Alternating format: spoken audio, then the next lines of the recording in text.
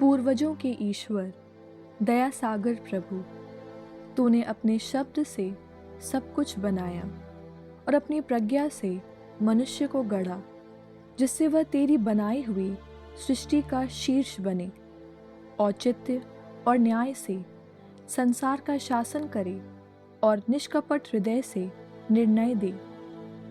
मुझे अपने सिंहासन पर विराजमान प्रज्ञा प्रदान कर और अपने पुत्रों से मुझे अलग न कर, क्योंकि मैं तेरा सेवक, तेरी दासी का पुत्र हूँ, दुर्बल और अल्पायु मनुष्य हूँ। मुझ में न्याय एवं विधि के ज्ञान का अभाव है। वास्तव में यदि मनुष्यों में कोई पूर्ण हो, किंतु उसमें तेरी प्रज्ञा न हो, तो वह कुछ भी नहीं समझा जाएगा। तूने मुझे अपनी प्रजा का राजा और अपने पुत्र पुत्रियों का न्यायाधीश चुना है। तूने मुझे अपने पवित्र पर्वत पर एक मंदिर और तू जिस नगर में निवास करता है उसमें एक वेदी बनवाने का आदेश दिया। वह उस पवित्र शिविर जैसा हो जिसे तूने प्रारंभ से तैयार करवाया था। प्रज्ञा तेरे पास रहती है, वह तेरे कार्य जानती है। वह विद्यमान थी जब तूने संसार बनाया। वह जानती है कि तुझे क्या प्रिय है, और वह भी जो तेरी आज्ञाओं के अनुकूल है। प्रज्ञा को अपने पवित्र स्वर्ग से उतरने दे, उसे अपने महिमामय सिंहासन से भेज, जिससे वह मेरे साथ रहकर क्रियाशील हो और मैं जानूं कि तुझे क्या प्रिय है, क्योंकि वह सब कुछ जानती और समझती है।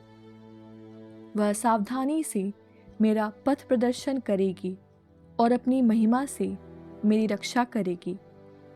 इस प्रकार मेरे कार्य ग्राह्य होंगे और मैं तेरी प्रजा का निष्पक्षता से न्याय करूंगा और अपने पिता के सिंहासन के योग्य बनूंगा।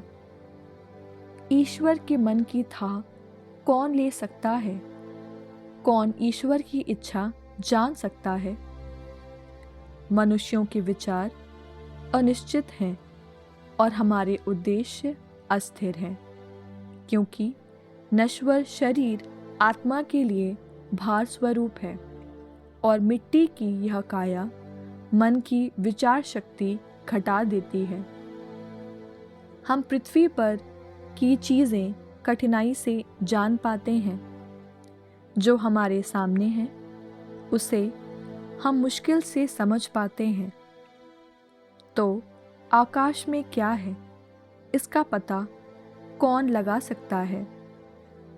यदि तूने प्रज्ञा का वरदान नहीं दिया होता और अपने पवित्र आत्मा को नहीं भेजा होता, तो तेरी इच्छा कौन जान पाता?